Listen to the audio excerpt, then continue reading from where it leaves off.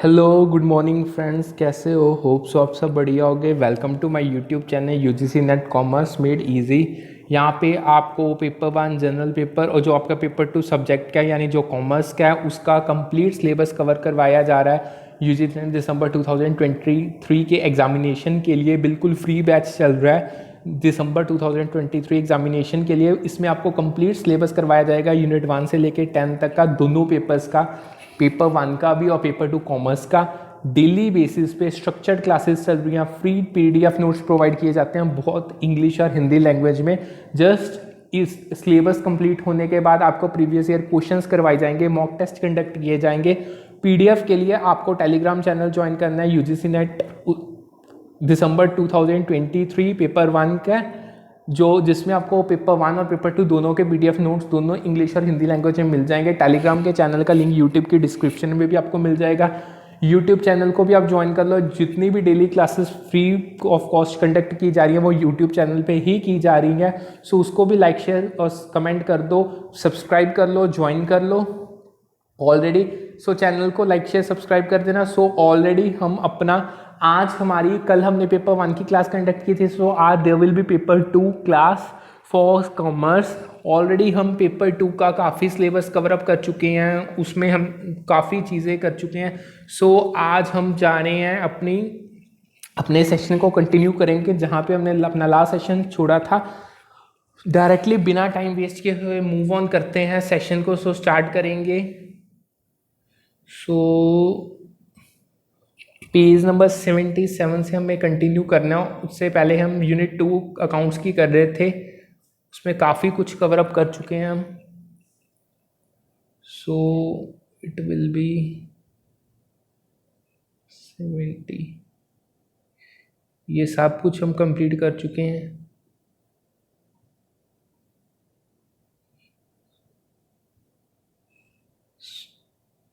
यहाँ से देखो, आज का हम अपनी यूनिट 2 का जो सिलेबस की लाइन कर रहे थे वो कर रहे थे कॉस्ट और मैनेजमेंट अकाउंटिंग की, जिसमें से हम मार्जिनल कॉस्टिंग का ब्रेक इवन एनालिसिस कर चुके हैं। आज हम स्टैंडर्ड कॉस्टिंग से स्टार्ट करने जा रहे हैं। सो स्टार्ट करते हैं आज का सेशन। आप पूरा सेशन को अच्छे से वॉच करना है। इसकी पीडीएफ आपको इंग्लिश और हिंदी में मिल जाएगी टेलीग्राम चैनल पे, उसको ज्वाइन कर लो, फ्री ऑफ कॉस्ट है। चलो स्टार्ट करते हैं आज का सेशन। Standard costing.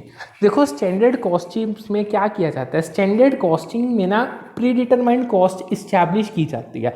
यानी आप एक एडवांस में एक कॉस्ट को इस्टेब्लिश कर लेते हो। अब वो कॉस्ट किसके रिगार्डिंग होगी? मटेरियल्स की, लेबर्स की और ओवरहेड की, हर एक स्पेसिफिक लेवल ऑफ प्रोडक्शन के लिए। उसके जब आपने एक प्री डिटरमाइंड कॉस्ट को इस्टेब्लिश कर लिया, तब जो आपको एक्चुअल कॉस्ट पड़ती है उस चीज़ को मैन्युफैक्चर करने की, उसको कंपेयर किया जाता है स्टैंडर्ड कॉस्ट के साथ, ताकि जो आइडेंटिफाई किया जा सके कि कोई वेरिएंस तो नहीं हो रहा, अगर मतलब कोई डेविएशंस तो नहीं अराइज हो रही, और एनालाइज किया जा सके अगर डेविएशंस या वेरिएंसेस अराइज हो रहे हैं उनका रीज़न क्या है। सो जो वेरिएंसेस है ना वो आपको इनसाइट्स प्रोवाइड करते हैं कि आप कॉस्ट को कंट्रोल कर पाओ, अपनी परफॉर्मेंस को अच्छे से इवेल्युएट कर पाओ और अच्छे से इन्फॉर्म्ड डिसीजन मेकिंग कर पाओ। अब कुछ एक्टिविटीज़ आती हैं जो प्रोसेस ऑफ स्टैंडर्ड कॉस्टिंग में आती हैं, उनको स्टडी करते हैं। सबसे पहला जो आती है वो है establishing standard cost.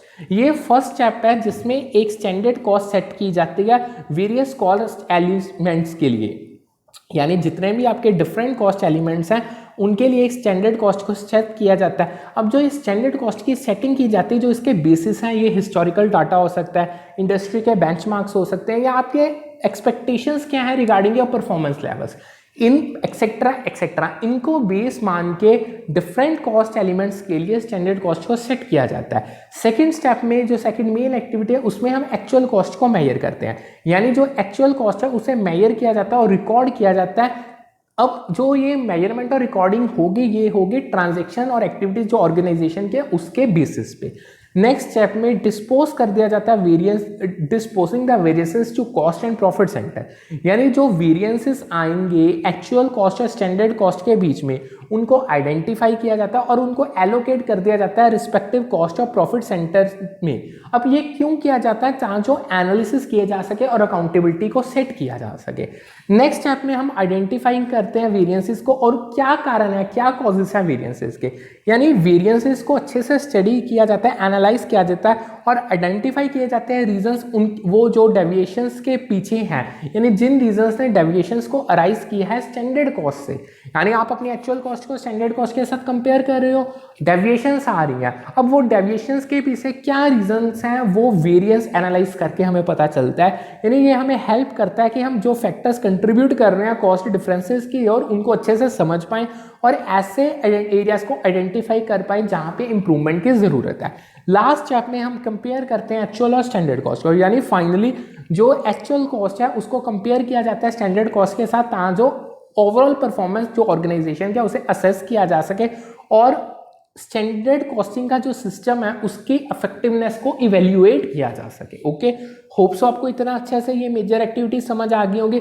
In short देखो, जो स्टैंडर्ड कॉस्ट है ये एक तरीके से प्री डिटरमाइंड कॉस्ट है जो इस्टेब्लिश की जाती है on the basis of scientific analysis, engineering studies, या आपके जितने इनपुट्स प्रोसेसेस हैं जो आपके एक्सपेक्टेड एफिशिएंसीज हैं उनकी क्रिटिकल केयरफुल इवेल्युएशन करके, यानी ये बेसिकली रिप्रेजेंट करते हैं जो कॉस्ट आप एक्सपेक्ट कर रहे हो एक यूनिट को, यानी एक यूनिट ऑफ आउटपुट को प्रोड्यूस करने के लिए नॉर्मल कंडीशंस के अंदर। जब आप एक प्रीडिटरमाइंड कॉस्ट को इस्टेब्लिश करते हो तो तब आप काफ़ी डिफरेंट फैक्टर्स को अकाउंट में लेते हो, जैसे मटेरियल्स हो गया, लेबर हो गया, ओवरहेड हो गया, वगैरह वगैरह। अब जो एस्टिमेटेड कॉस्ट है, स्टैंडर्ड कॉस्ट मैंने आपको बता दिया, अब जो एस्टिमेटेड कॉस्ट है दूसरे साइड पे वो हिस्टोरिकल डाटा पे बेस्ड होती है, पास्ट एक्सपीरियंसेस पे बेस्ड होती है, यानी ये एक तरीके से सब्जेक्टिव एस्टिमेट्स है कॉस्ट के, और इन्हें टिपिकली तब यूज किया जाता है जब आपके पास जो हिस्टोरिकल डाटा है या तो वो अवेलेबल नहीं है या अवेलेबल है बट वो लिमिटेड है काफ़ी एक पर्टिकुलर एक्टिविटी के लिए, और आप ये भी कह सकते हो कि सिग्निफिकेंट अनसर्टेनिटीज या वेरिएशंस आ रही हैं कॉस्ट एलिमेंट्स में, तब भी हम एस्टिमेटेड कॉस्ट को यूज करते हैं। सो ये दो तरीके की कॉस्ट थी, स्टैंडर्ड कॉस्ट क्या होता है मैंने वो भी बता दिया, एस्टिमेटेड कॉस्ट क्या होता है मैंने वो भी बता दिया। होप सो आपको अच्छे से ये क्लियर हो गया होगा।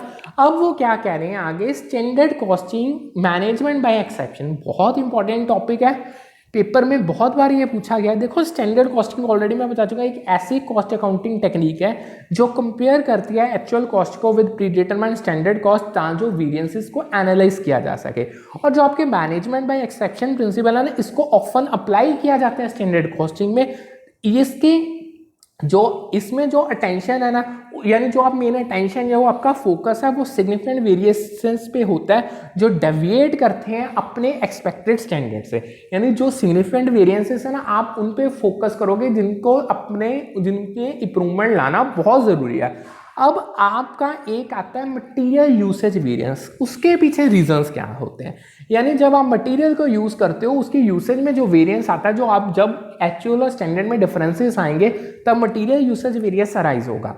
क्या कारण हो सकते हैं, अब इसको स्टडी करेंगे। देखो सबसे पहले आता है negligence in the use of materials. ये सब जो ये स्टेटमेंट है ना, ये एक पॉसिबल रीजन है मटेरियल यूसेज वेरिएंस का। देखो जब नेग्लिजेंस और केयरलेसनेस होती है, जब आप मटेरियल्स को यूज करते हो तो उसके रिजल्ट में वेरिएंस आपको फेस करना पड़ सकता है एक्चुअल यूसेज और स्टैंडर्ड यूसेज पे। सेकेंड मेन आता है पुअर और इम्प्रॉपर मशीन हैंडलिंग, यानी अगर जो आपकी मशीन्स हैं उनको पुअरली हैंडल किया जा रहा है या आप उनको इम्प्रॉपरली यूज कर रहे हो तो वो भी मटेरियल वेस्टेज में रिजल्ट करेंगे, या उन जो आप मटेरियल का यूसेज होगी वो इनएफिशिएंट होगी। नेक्स्ट कह सकते हो कि wastage due to inefficient production method. देखो जब आप इनएफिशिएंट प्रोडक्शन मेथड्स को यूज करोगे तो उससे क्या होगा, जो आपकी मटेरियल वेस्टेज है एक तो वो हायर हो जाएगी और जो आपकी कंजम्पशन है एज कंपैरेटिव टू स्टैंडर्ड वो भी बहुत ज़्यादा हो जाएगी। ओके, सो ये भी एक पॉसिबल रीजंस है मटेरियल यूसेज वेरिएंस का।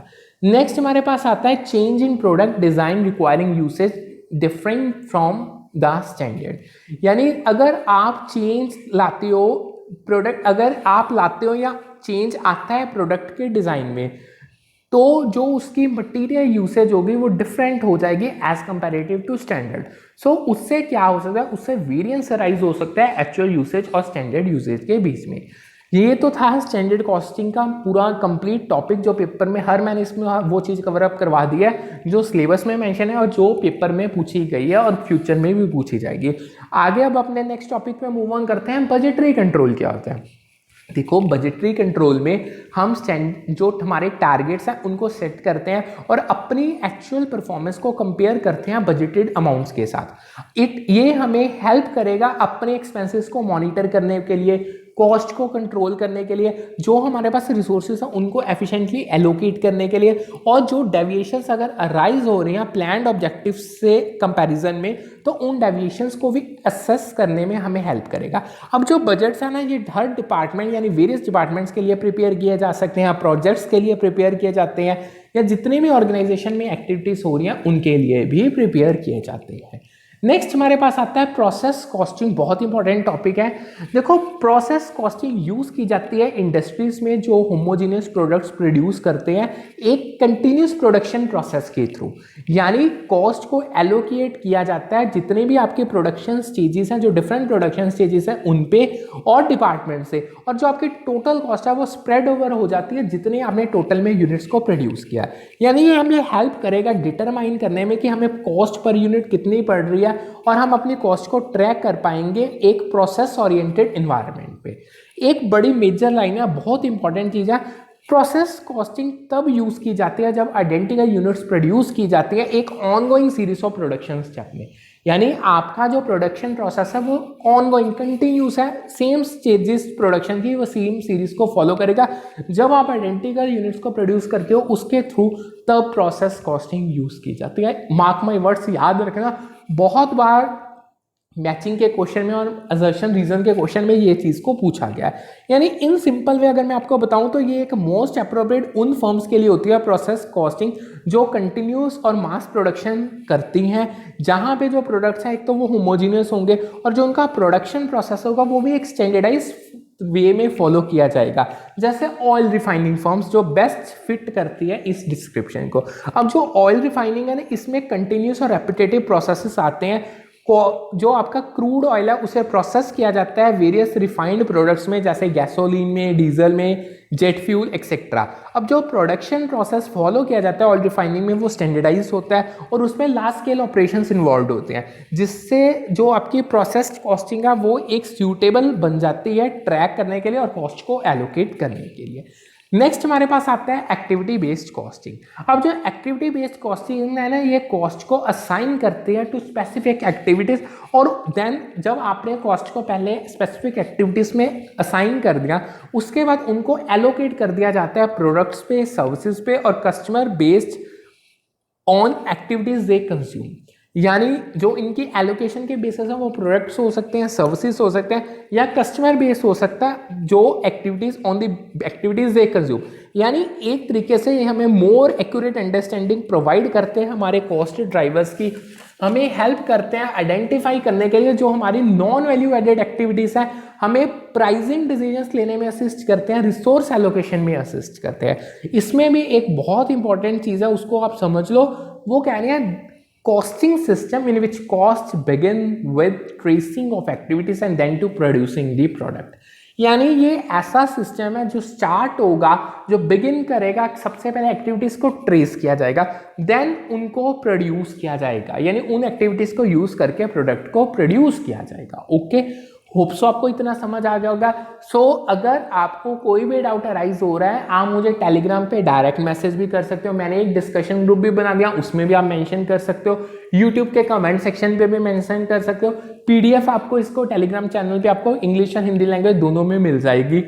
अब अल्टरनेट डेज पे कल हमने पेपर 1 की क्लास कंडक्ट की थी, आज पेपर 2 क्या, कल फिर पेपर 1 की होगी। बिल्कुल classes free of cost conduct हो रही हैं, कोई पैसा आपको देने की जरूरत है, जस्ट आपको करना है कि एक तो यूट्यूब चैनल को सब्सक्राइब कर लो और दूसरा टेलीग्राम चैनल को सब्सक्राइब कर लो जहां पे आपको नोट्स मिलेंगे। सो बढ़ते हैं आगे। अब हम स्टडी करने जा रहे हैं कुछ कॉस्ट ड्राइवर्स जो एक्टिविटी बेस्ड कॉस्टिंग में यूज किए जाते हैं। देखो सब जो ये कॉस्ट ड्राइवर्स हैं ये फैक्टर्स हैं जो डिटरमाइन करते हैं कॉस्ट ऑफ एन एक्टिविटी। अगर बिजनेस में कोई एक्टिविटी कंडक्ट हो रही है उसकी क्या कॉस्ट पड़ रही है उसको ये फैक्टर्स डिटरमाइन करेंगे।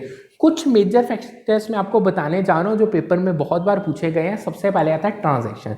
देखो जो आपके ट्रांजैक्शन बेस्ड कॉस्ट ड्राइवर्स हैं, बेसिकली ये आपके नंबर ऑफ ट्रांजैक्शन या एक्टिविटीज होते हैं जो परफॉर्म की जाती है एक ऑर्गेनाइजेशन में। ये मेजर करती हैं ट्रांजैक्शंस की फ्रीक्वेंसी और वॉल्यूम जो कॉस्ट को ड्राइव करेगी। सेकेंड मेन ड्राइवर आता है इंटेंसिटी। देखो जो आपके इंटेंसिटी बेस्ड कॉस्ट ड्राइवर्स हैं ये कंसीडर करेंगे एफर्ट और रिसोर्सेज जो रिक्वायर्ड हैं एक एक्टिविटी को परफॉर्म करने के लिए, यानी ये मेजर करेंगे लेवल ऑफ एफर्ट या इंटेंसिटी जितनी रिक्वायर्ड है एक एक्टिविटी को कैरी आउट करने के लिए जो कॉस्ट को इन्फ्लुएंस कर रही है। लास्ट में मेजर कॉस्ट ड्राइवर आता है ड्यूरेशन, यानी जो आपके ड्यूरेशन बेस्ड कॉस्ट ड्राइवर है ये टाइम या ड्यूरेशन जो आप एक एक्टिविटी को परफॉर्म करने में स्पेंड करते हो उसको कंसीडरेशन में लेते हैं, यानी ये मेजर करते हैं जितना आपकी टाइम रिक्वायर है, यानी उस टाइम की लेंथ क्या है एक एक्टिविटी को कंप्लीट करने के लिए जो कॉस्ट को इम्पैक्ट करेगा।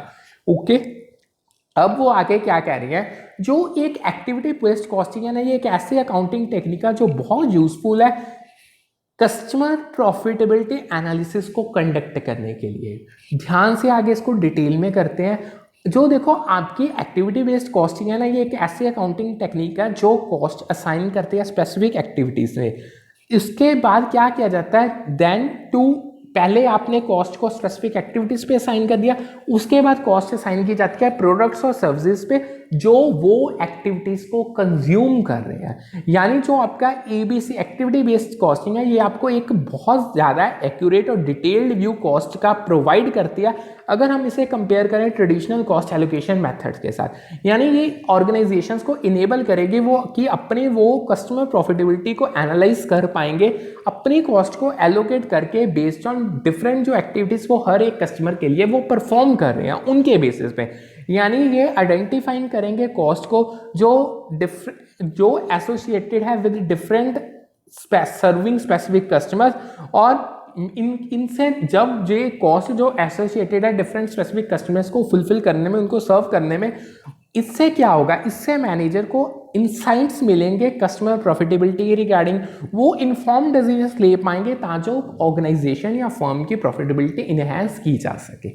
ओके, अब एक उन्होंने पेपर में ना सीक्वेंस पूछा था, बहुत इंपॉर्टेंट है, एक बार नहीं बहुत बार पूछा है उन्होंने, आप एक करेक्ट सीक्वेंस में स्टेप्स को बताओ जो एक्टिविटी बेस्ड कॉस्ट एलोकेशन में फॉलो किए जाते हैं। देखो सबसे पहला आता है आइडेंटिफिकेशन ऑफ मेन एक्टिविटीज, यानी इस स्टेप में आप आइडेंटिफाई करते हो की एक्टिविटीज जो कंपनीज के ऑपरेशंस के अंदर आती है। सेकेंड में कलेक्शन ऑफ कॉस्ट पूल, यानी कॉस्ट पूल क्रिएट किए जाते हैं। अब ये क्रिएट कैसे होते हैं, आप एग्रीगेट कर देते हो जितने भी कॉस्ट एसोसिएटेड है हर एक एक्टिविटी के साथ में उसको। थर्ड मेजर स्टेप आता है determination of activity cost driver, यानी एक्टिविटी कॉस्ट ड्राइवर्स वो फैक्टर्स और मेजर्स हैं जो डिटरमाइन करेंगे कंजम्पशन और डिमांड कितनी है एक एक्टिविटी की। नेक्स्ट स्टेप में आप करते हो calculation of activity driver rate, यानी जो एक्टिविटी ड्राइवर रेट है वो कैलकुलेट किया जाता है डिवाइड करके total cost in cost pool by the total activity driver quantity, यानी जितनी आपके पास हमारे पास कॉस्ट पूल में टोटल कॉस्ट बनी हम उसको डिवाइड करते हैं जितना हमारा टोटल एक्टिविटी ड्राइवर क्वांटिटी है उसके साथ, उससे हमें अपना एक्टिविटी ड्राइवर रेट पता चल जाता है। लास्ट में charging the cost of activities to products, finally क्या करते हैं हम जो कॉस्ट एसोसिएटेड है हर एक एक्टिविटी के साथ उसको हम एलोकेट कर देते हैं टू द प्रोडक्ट। अब प्रोडक्ट्स पे एलोकेट तो कर देंगे बट हमारे बेसिस क्या होंगे, वो होंगे रिस्पेक्टिव एक्टिविटी ड्राइवर यूसेज, यानी एक एक्टिविटी की क्या ड्राइवर यूसेज है उसके बेसिस पे हम प्रोडक्ट्स को कॉस्ट एलोकेट कर देंगे। सो ये सीक्वेंस में स्टेप्स हैं जो एक्टिविटी बेस्ड कॉस्ट एलोकेशन में फॉलो किए जाते हैं। नेक्स्ट टॉपिक पे मूव ऑन करते हैं, वो आता है हमारा कॉस्टिंग फॉर डिसीजन मेकिंग। देखो जो कॉस्टिंग टेक्निक्स हैं जैसे रेलेवेंट कॉस्टिंग होगी, इंक्रीमेंटल कॉस्टिंग होगी या अपॉर्चुनिटी कॉस्टिंग होती है, इनको एम्प्लॉय किया जाता है डिसीजन लेने के लिए, डिसीजन मेकिंग पर्पसेस के लिए। अब जो ये टेक्निक्स हैं ये ना कंसीडर की गई हैं cost and benefits of alternative choices to determine the most economically viable option, यानी देखो आपके पास हर चीज़ के दो ऑप्शंस होंगे, आप हर ऑप्शन के कॉस्ट और बेनिफिट्स को स्टडी करते हो इन टेक्निक्स के थ्रू, और जो आपको सबसे इकोनॉमिकली वायबल ऑप्शन लगती है जो इस टेक्निक को यानी बेसिकली इन टेक्निक्स को फॉलो करके एज अ रिजल्ट आपको पता चलेगी, उसको अप्लाई किया जाता है ऑर्गेनाइजेशन में। नेक्स्ट हमारे पास आती है लाइफ साइकिल कॉस्टिंग। देखो लाइफ साइकिल कॉस्टिंग क्या कंसीडर करती है, वो कंसीडर करती है जो कॉस्ट है वो एसोसिएट की जाती है प्रोडक्ट और सर्विस के through out its entire life cycle. यानी जब आप लाइफ साइकिल कॉस्टिंग में जब आप कॉस्ट को एसोसिएट करोगे किसी प्रोडक्ट और सर्विस के साथ, वो एसोसिएट करी जाएगी उसके पूरे एंटायर लाइफ साइकिल के बेसिस पे। ओके, यानी अब एंटायर लाइफ साइकिल कहाँ से होगा, कॉन्सेप्शन से लेके डिस्पोजल तक, यानी प्रोडक्ट और सर्विस बनने से लेकर उसके खत्म होने तक। यानी ये हेल्प करेगी टोटल कॉस्ट असेस करने की, ओनरशिप की, और हेल्प करेगी डिसीजंस लेने में प्रोडक्ट के डिज़ाइन के रिगार्डिंग, प्राइसिंग के रिगार्डिंग, या कुछ सस्टेनेबिलिटी कंसिडरेशंस जो करने पड़ती हैं एक प्रोडक्ट को मार्केट में सर्वाइव करवाने के लिए।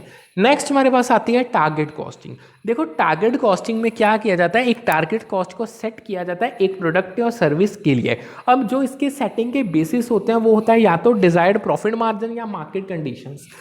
यानी ये इन शॉर्ट इनकरेज करती है कॉस्ट मैनेजमेंट और वैल्यू इंजीनियरिंग को कि वो एक टारगेट कॉस्ट को अचीव करें। जितने भी अब जो ये अचीवमेंट होगी while meeting customer requires and maintaining profitability. आपने टारगेट तो अचीव करना ही करना है, बट आपको साथ के साथ कस्टमर की रिक्वायरमेंट्स को भी फुलफिल करना है और अपनी प्रॉफिटेबिलिटी को भी मेंटेन करके रखना है। अब उन्होंने आगे एक बहुत इंपॉर्टेंट चीज़ कही है, देखो ये कि एक तरीके से इंटीग्रेटेड अप्रोच है प्रोडक्ट के फीचर्स को डिटरमाइन करने की, प्रोडक्ट के प्राइस को डिटरमाइन करने की, प्रोडक्ट की कॉस्ट को डिटरमाइन करने की, और जो आपका प्रोडक्ट डिजाइनर है वो आपको हेल्प कर सके कि कंपनी को इंश्योर हो पाए एक रीजनेबल प्रॉफिट की वो अर्न करेगी ही करेगी अपने न्यू प्रॉफिट्स पे। नेक्स्ट हमारे पास आती है काइजन कॉस्टिंग। देखो जो काइजन कॉस्टिंग है, जो इसका मेन फोकस होता है वो होता है कंटिन्यूस इंप्रूवमेंट पे in cost management and efficiency. यानी काइजन कॉस्टिंग का मेन एम ये है कि कंटिन्यूस इंप्रूवमेंट लाई जाए कॉस्ट मैनेजमेंट में और एफिशिएंसी में। यानी इसमें बेसिकली आइडेंटिफाई किया जाता है या इम्प्लीमेंट किए जाते हैं स्मॉल इंक्रीमेंटल चेंजेस जो आपको हेल्प करेंगे कॉस्ट को रिड्यूस करने के, क्वालिटी को इम्प्रूव करने के लिए और प्रोडक्टिविटी को इंक्रीज करने के लिए। ओके, होप सो आपको इतना अच्छे से समझ आ गया होगा। नेक्स्ट हमारे पास आते हैं जस्ट इन टाइम। देखो जो जस्ट इन टाइम है ना, ये एक प्रोडक्शन और इन्वेंट्री मैनेजमेंट अप्रोच है जिसका मेन एम ये होता है कि जितनी भी वेस्ट है या उसको मिनिमाइज किया जा सके हर हालत में और एफिशिएंसी को इम्प्रूव किया जाए। यानी जो जस्ट इन टाइम है उसका मेन फोकस होता है ऐसे प्रोड्यूस करना और डिलीवर करना प्रोडक्ट्स को, सर्विसेज को एग्जैक्ट टाइम पे जब उनकी रिक्वायरमेंट है, जिससे जो आपकी इन्वेंटरी कैरिंग कॉस्ट है वो रिड्यूस हो जाए और जो आपकी कस्टमर की डिमांड की रिस्पॉन्सिबिलिटीज है वो इंक्रीज हो जाए। यानी इन शॉर्ट आप इन्वेंटरी कॉस्ट को रिड्यूस करते हो, जब आपकी चीज़ आगे डिमांड में आती है तभी आप उसको प्रोड्यूस करते हो, साथ ही साथ सेल कर देते हो। अब जितने भी मैंने आपको टेक्निक्स करवाई हैं, यानी टेक्निक्स और टूल्स हमने स्टडी किए हैं कॉस्ट एंड मैनेजमेंट अकाउंटिंग में, हर एक टूल और टेक्निक हमें वैल्यूएबल इंसाइट प्रोवाइड करता है अपनी कॉस्ट को कंट्रोल करने के लिए, परफॉर्मेंस को इवेल्युएट करने के लिए, अच्छे से इन्फॉर्म्ड डिसीजंस लेने के लिए, हमारे अपने प्रोसेसेस को इम्प्रूवमेंट करने, जितने प्रोसेसेस ऑर्गेनाइजेशन के अंदर हो रहे हैं उनको इम्प्रूव करने के लिए। अब जो ये सिलेक्शन, अब हम इनमें से कौन सा टूल और टेक्निक की जो सिलेक्शन और जो एप्लीकेशन है वो डिपेंड करती है ऑर्गेनाइजेशन की स्पेसिफिक नीड्स और ऑब्जेक्टिव्स पे। यानी कौन सा टूल फॉलो करना है कौन सा नहीं फॉलो करना है वो ऑर्गेनाइजेशन की नीड्स पे डिपेंड करता है। इसके बाद हमारे पास ना एक आता है टॉपिक जस्ट ऑर्डर कॉस्टिंग का, जस्ट ऑर्डर नहीं, जॉब ऑर्डर कॉस्टिंग का, बहुत इंपॉर्टेंट है। जैसे मैंने आपको पहले टेक्निक्स कराई है सेम तरीके से जॉब ऑर्डर कॉस्टिंग की एक टेक्निक है।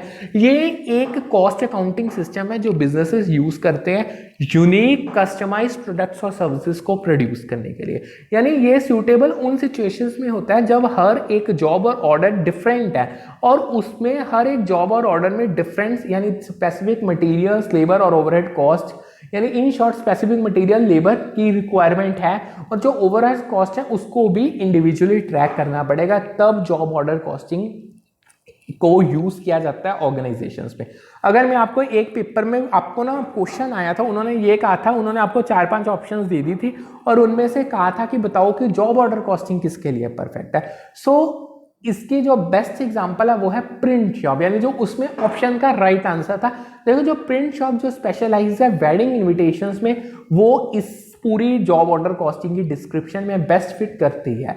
यानी क्यों करते हैं, देखो जो वेडिंग इनविटेशन ऑर्डर होता है ना, वो her wedding invitation order unique होता है, कस्टमाइज्ड होता है, हर कपल की प्रेफरेंस के अकॉर्डिंग। उसके लिए हर ऑर्डर के लिए स्पेसिफिक मटेरियल की रिक्वायरमेंट है, स्पेसिफिक लेबर की रिक्वायरमेंट है उस ऑर्डर को फुलफिल करने के लिए। यानी जो जॉब ऑर्डर कॉस्टिंग है वो अलाउ करता है प्रिंट शॉप को हर यानी कॉस्ट को असाइन करने के लिए टू ईच स्पेसिफिक जॉब और ऑर्डर, जिससे एक एक्यूरेट प्राइसिंग इनेबल हो पाएगी और हम अपनी कॉस्ट को अच्छे से ट्रैक कर पाएंगे। होप सो आपको इतना अच्छे से समझ आ गया होगा। सो यहाँ पे हमारी एक और सिलेबस की लाइन कंप्लीट होगी। अब हम अपनी नेक्स्ट लाइन पे आ रहे हैं, उसमें हम करेंगे financial statement analysis, ratio analysis, fund flow analysis और कैश फ्लो एनालिसिस। आज के सेशन में अकेला हम रेशियो एनालिसिस का टॉपिक कवर करेंगे जो हमारा फाइनेंशियल स्टेटमेंट एनालिसिस में आता है। देखो जो हमारे स्टार्ट करते हैं आगे, जो हमारे फाइनेंशियल स्टेटमेंट एनालिसिस है इसमें बेसिकली एग्जामिन किया जाता है फाइनेंशियल स्टेटमेंट्स जो कंपनी की है, जो उनकी फाइनेंशियल परफॉर्मेंस, पोजीशन और कैश फ्लोज को असेस किया जा सके। ये हेल्प करता है कंपनी को अपनी स्ट्रेंथ्स, वीकनेस और उसकी अपनी ओवरऑल फाइनेंशियल हेल्थ को इवेल्युएट करने के लिए। अब फाइनेंशियल स्टेटमेंट एनालिसिस का मैंने आपको मतलब बता दिया, इसका मीनिंग मैंने आपको क्लियर कर दिया। इसमें मेन 3 एनालिसिस आते हैं। सबसे पहला आता है रेशियो एनालिसिस जो बहुत इंपॉर्टेंट है, इसको स्टडी करते हैं। देखो जो आपका रेशियो एनालिसिस है इसमें हम कैलकुलेट करते हैं और इंटरप्रेट करते हैं फाइनेंशियल रेशियोज को। अब जो ये रेशियोज हैं ये हमें इनसाइट्स प्रोवाइड करेंगे related to different aspects of companies performance. अब जो ये रेशियोज हैं ये कंपेयर किए जाते हैं with different elements financial statements के साथ। मतलब जो ये रेशियोज हैं इन शॉर्ट इनको नहीं, मतलब जो ये रेशियोज जब फाइंड आउट किए जाते हैं ये कंपेयर करते हैं डिफरेंट एलिमेंट्स फाइनेंशियल स्टेटमेंट्स के, जैसे प्रॉफिटेबिलिटी को, लिक्विडिटी होगी, सॉल्वेंसी होगी, एफिशिएंसी होगी, मार्केट वैल्यूएशन होगी। अब जो कॉमनली रेशियोज यूज किए जाते हैं उसमें सबसे पहला आता है लिक्विडिटी रेशियो। देखो जो आपके लिक्विडिटी रेशियोज है ये असेस करेंगे कंपनी की एबिलिटी को कि वो शॉर्ट टर्म ऑब्लिगेशंस को मीट कर पाती है या नहीं कर पाती। यानी जो लिक्विडिटी रेशियोज में मेजर 2 रेशियो आते हैं वो आते हैं करंट रेशियो और क्विक रेशियो। सेकेंड आते हैं हमारे पास प्रॉफिटेबिलिटी रेशियो। जो ये आपके प्रॉफिटेबिलिटी रेशियोज हैं ये मेजर करते हैं कंपनी की एबिलिटी कि वो प्रॉफिट जनरेट कर पाएगी with respect to the sales, assets या इक्विटी। अब जो ये चीज़ मेजर करने के लिए जो ये रेशियोज फाइंड आउट किए जाते हैं उसमें सबसे पहला आता है ग्रॉस प्रॉफिट मार्जिन, सेकेंड आता है नेट प्रॉफिट मार्जिन, थर्ड आता है रिटर्न ऑन एसेट, फोर्थ आता है रिटर्न ऑन इक्विटी। थर्ड पे आते हैं हमारे पास सॉल्वेंसी रेशियोज। अब जो आपके सॉल्वेंसी रेशियोज है ये इवेल्युएट करते हैं कंपनी की लॉन्ग टर्म फाइनेंशियल स्टेबिलिटी को और उनकी एबिलिटी को मेजर करते हैं कि वो एबल है कि वो अपनी लॉन्ग टर्म ऑब्लिगेशंस को टाइम पे मीट कर पाएगी। इसमें हम debt to equity ratio find out करते हैं, interest coverage ratio find out करते हैं। लास्ट में हमारे पास आते हैं एफिशिएंसी रेशियो। एफिशिएंसी रेशियोज हमें असेस करके बताते हैं कि एक कंपनी कितनी इफेक्टिवली अपने एसेट्स को यूटिलाइज कर रही है और अपनी ऑपरेशंस को मैनेज कर रही है। इसमें बेसिकली हम एसेट टर्नओवर रेशियो फाइंड करते हैं, इन्वेंट्री टर्नओवर रेशियो फाइंड किया जाता है। ओके, अब एक पेपर में पॉइंट पूछा गया था उसको डीप में स्टडी करते हैं। क्या कह रहे हैं वो कहते हैं जो क्विक रेशियो है वो एक ज़्यादा पेनिट्रेटिंग टेस्ट है लिक्विडिटी का अगर हम उसको करंट रेशियो के साथ कंपेयर करें। बट अगर आपके पास हाई क्विक रेशियो है उसका ज़रूरी ये मतलब नहीं है कि आपकी लिक्विडिटी साउंड होगी। सो इस स्टेटमेंट को आप डिटेल में स्टडी करते हैं। देखो अगर किसी कंपनी के पास क्विक रेशियो की हाई वैल्यू है वो स्टिल सफ़र कर सकती है शॉर्टेज ऑफ फंड्स के साथ, क्योंकि अगर उसके पास जो उसके पास स्लो पेइंग, डाउटफुल और लॉन्ग ड्यूरेशन आउटस्टैंडिंग डेटर्स है। ठीक है, अगर मैं आपको सिंपल वर्ड्स में बताऊं तो जो आपका एक हाई क्विक रेशियो वो एक गुड शॉर्ट टर्म लिक्विडिटी को तो इंडिकेट करेगा क्योंकि जो ये रेशियो ये मेजर करता है ability to meet immediate obligations without relying on slow paying debtors. यानी जो आपका क्विक रेशियो है ये आपकी क्या एबिलिटी है कि आप शॉर्ट टर्म में अपनी ऑब्लिगेशंस को मीट करोगे बिना स्लो पेइंग डेटर्स पे रिलाई किए, उसको तो ये अच्छे से मेजर कर लेगा, डिपिक्ट कर लेगा। बट अगर आपके हाउएवर जो आपके आउटस्टैंडिंग डेटर्स है अगर वो इजीली कन्वर्टेबल कैश में नहीं है तो company still cash flow issues को फेस कर सकती है और जो उसकी फंड्स में है उसमें शॉर्टेज आ सकती है। सो इसको बड़े ध्यान से आप समझ लेना, बहुत इंपॉर्टेंट चीज थी। अब एक उन्होंने ना मैचिंग का क्वेश्चन पूछा था पेपर में रेशियोज के रिगार्डिंग। सो उसको देखते हैं। उन्होंने सबसे पहले अगर कहा था इनएबिलिटी टू पे इंटरेस्ट, अगर आपकी आप अपने इंटरेस्ट को पे नहीं कर पाते हो, आप इनअवेलेबल, तो ये क्या कौन मेजर करेगा? ये इंटरेस्ट कवरेज रेशियो मेजर करेगा। लिक्विडिटी क्राइसिस करंट रेशियो के द्वारा मेजर किए जाते हैं। उसके बाद आता है इनएफिशिएंट कलेक्शन ऑफ रिसीवेबल, इसे डेट टर्नओवर रेशियो मेजर करेगा। Return of share holders fund being much higher than the overall return on investment, यानी जो आपके शेयर होल्डर्स फंड की रिटर्न है अगर वो बहुत ज़्यादा है as comparative to overall return on investment, तो ये आपको डेट इक्विटी रेशियो बताएगा। सो ये तो था मैचिंग का क्वेश्चन। अब उन्होंने आगे एक और टॉपिक आता है जो बहुत इंपॉर्टेंट है, वो है ratio analysis, financial forecasting and planning. देखो एक बार ओवरव्यू दे देता हूँ, सेम चीज़ है कहीं ना कहीं। रेशियो एनालिसिस एक ऐसी टेक्निक है जिसे यूज़ किया जाता है फाइनेंशियल परफॉर्मेंस और पोजीशन जो एक कंपनी का उसको एनालाइज करने के लिए। अब ये चीज़ एनालाइज कैसे होती है, हम इसमें डिफरेंट फाइनेंशियल रेशियोज को कंपेयर करते हैं, यानी ये ऑफनली यूज़ किया जाता है फाइनेंशियल फोरकास्टिंग और प्लानिंग के लिए, जो कंपनी की स्ट्रेंथ्स, वीकनेसेस और फ्यूचर प्रोस्पेक्ट्स को असेस करेगा। ओके, अब एक प्रूडेंट फाइनेंशियल पॉलिसी क्या है? देखो जो एक प्रूडेंट फाइनेंशियल पॉलिसी है उसे सजेस्ट किया था मैरिस हाइपोथेसिस ने, जो मैक्सिमाइज करेगी बैलेंस ग्रोथ फर्म की कुछ फाइनेंशियल रेशियोज के बेसिस पे। उसको अब स्टडी कर रहे हैं। सबसे पहले आता है डेट इक्विटी रेशियो। देखो जो डेट इक्विटी रेशियो ये यूज़ किया जाता है असेस करने के लिए प्रोपोर्शन ऑफ डेट क्या है और इक्विटी फाइनेंसिंग क्या है फर्म के कैपिटल स्ट्रक्चर में। अब जो प्रूडेंट फाइनेंशियल पॉलिसी है उसका मेन एम ये होता है कि एक optimal debt equity ratio maintain किया जा सके, जिससे एक बैलेंस और सस्टेनेबल कैपिटल स्ट्रक्चर को प्रमोट और इंश्योर किया जा सके एक ऑर्गेनाइजेशन में। सेकेंड आते हैं लिक्विडिटी रेशियोज। लिक्विडिटी रेशियोज जैसे करंट रेशियो या क्विक रेशियो ये मेजर करते हैं एक फर्म की एबिलिटी को कि वो अपनी शॉर्ट टर्म ऑब्लिगेशंस को मीट कर पाएगी या नहीं कर पाएगी। अब जो एक प्रूडेंट फाइनेंशियल पॉलिसी है उसका फोकस होता है कि एक एडिक्वेट लिक्विडिटी मेंटेन की जा सके ताकि जो एक फर्म इंश्योर कर पाए कि वो अपनी फाइनेंशियल ऑब्लिगेशन टाइमली मैनर पे कर पाएगी, उनको मीट कर पाएगी। लास्ट पे हमारे पास आता है रिटेंशन रेशियो। अब जो आपका रिटेंशन रेशियो ये रिप्रेजेंट करता है अर्निंग्स की प्रोपोर्शन जो एक फर्म रिटेन करती है री इन्वेस्टमेंट पर्पस के लिए बिजनेस में, ये रैदर देन उनको एज अ डिविडेंड डिस्ट्रीब्यूट करने के लिए। सो जो प्रूडेंट फाइनेंशियल पॉलिसी वो सजेस्ट करती है कि एक हायर रिटेंशन रेशियो होना चाहिए जो इंटरनल फाइनेंसिंग को सपोर्ट करे। अब आपको इंटरनल फाइनेंसिंग की रिक्वायरमेंट क्यों पड़ेगी? अपनी बिजनेस की ग्रोथ और एक्सपेंशन के लिए। सो ये तो था डिटेल में रेशियो एनालिसिस का टॉपिक। यहाँ पे हम आज का सेशन वाइंड अप करते हैं। यहाँ पे हमने अपने काफ़ी सिलेबस पेपर 2 की अपनी जर्नी को कंटिन्यू कर लिया, काफ़ी कुछ कवर कर लिया। आज के सेशन की आपको पीडीएफ मिल जाएगी बोथ इंग्लिश और हिंदी लैंग्वेज में टेलीग्राम चैनल पे। सो आप टेलीग्राम चैनल को भी सब्सक्राइब कर लो, यूट्यूब चैनल को भी सब्सक्राइब कर दो, उसको शेयर भी कर दो, क्योंकि बिल्कुल absolutely free of cost material आपको प्रोवाइड किया जाता है। 100% ऑथेंटिक मटेरियल है, आप खुद एनालाइज कर सकते हो, ऐसा मटेरियल आपको कहीं पे नहीं मिलेगा। सो आज का सेशन हम वाइंड अप करते हैं। सो कल मिलते हैं with a new session with a new set of topics. कल हम अपने पेपर 1 की क्लास कंडक्ट करेंगे, परसों पेपर 2 की अगेन क्लास कंडक्ट की जाएगी। अब हम अपनी सिलेबस की जर्नी को आगे कंटिन्यू करेंगे। सो करते हैं आज का session wind up. Good evening, so good afternoon, have a nice day ahead. मिलते हैं कल फिर।